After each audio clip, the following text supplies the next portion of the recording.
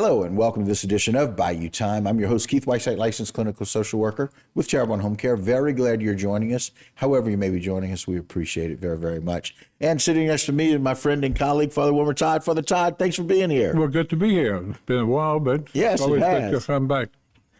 And just one of those things that, we've spent a lot of time kind of talking about these over the years. And so just first and foremost, how are you?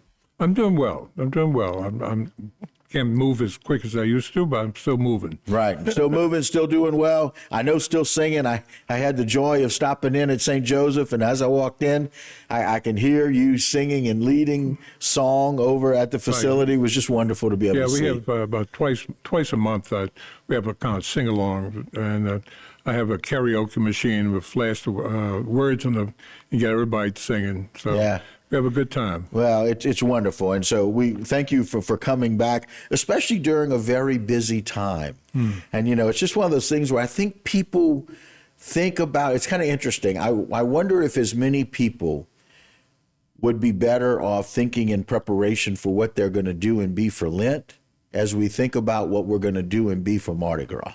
That's true.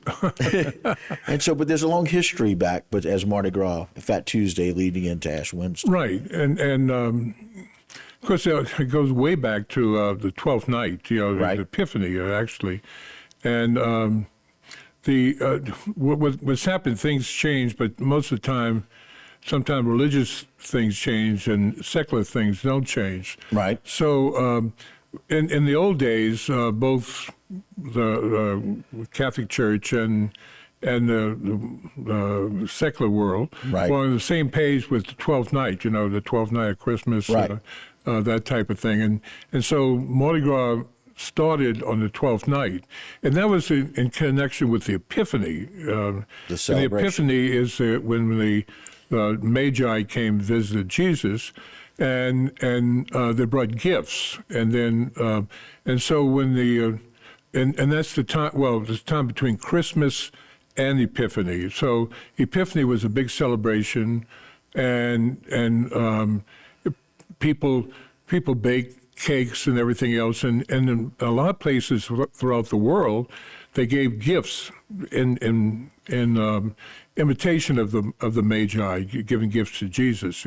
As they that was the representation of the Magi right. bringing gifts and those sharing gifts. And there was also the baking of cakes, and it got to be called the king's cakes. Now, the Magi weren't kings, but we sing that song, We right. Three Kings. We see them as three kings for whatever reason. But yeah, and there's no reason why there's three either, but that's another topic, because right. the gospel doesn't mention any names, but there was as many as 12 at one time, and then finally everybody agreed, more or less, because of three gifts, there was three Magi, but there's no proof of that right. in the Bible at all. But anyway, people on that day also baked a cake, and it got to be called the King's Cake, because honoring the king. And then it evolved to the king cake that we and it was supposed to be more or less on the Epiphany, on the 12th night celebrate, but then it got carried on all the way to beginning of Lent. Right. That kind of pushed back to Fat Tuesday. Right. And then Fat Tuesday beating into Ash Wednesday. It had that separation, if you will, from what we celebrate as All King's Day. Right. Yeah, that was the last day of the King's Cake and Mardi Gras and celebrating and so forth like that. Yeah. Kind of the last fling or something like that before Lent. Right. Yeah, right. And so Fat Tuesday became, eat up. Right, and yeah, that's what it made, because you're going to probably have to give up something or something, right. or fasting, and something to that extent, yeah. And I guess as we see how it reaches the secular world, Jay, put that meme up if you don't mind. Interestingly enough, here in our area, one of our Lafourche Parish Sheriff's Office, that meme came up that hey, you're having a good time partying. This is you for Mardi Gras. Be prepared. Ash Wednesday is tomorrow. And right. So it's how those two kind of meet each other there on Mardi Gras Day. Right, yeah. And then it expands, and now you got what was it on Monday? Lundi Gras. Lundi Gras, yeah, Lundi Gras now. That's a big deal now. Right. I mean, these things just blossom, you might say, you know. But it's all in preparation for Lent. You know, it's kind of the last celebrations, and it's grown over the years, no two ways about it. I mean, it used to be a small thing, and now it's a big, big thing. Right, and it's evolved. You know, it's gone from that king's cake that was made in celebration to now king cakes that are sold by the millions all over the world and shipped all over the world.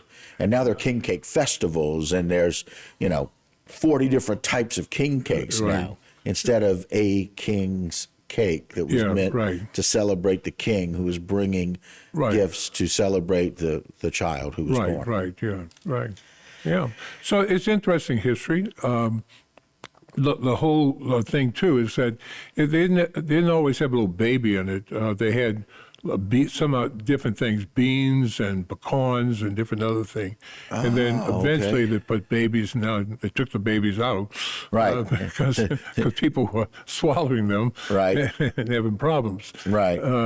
So anyway, it's an evolving thing, and it keeps evolving. I mean, even the prices, I don't know if you saw some of the price of king cakes this year. They were out of sight. I only know because my wife is a big fan. My wife, and she likes really high-end king cakes. So when she goes to or back from New Orleans, we end up having a couple of those. And so, Father, we got so much more to talk about. So we asked you to stick around. And guys, that'll do it for this particular segment. Come back more as we talk more about Lent, what it means to you and what it can mean to all of us. We'll be right back.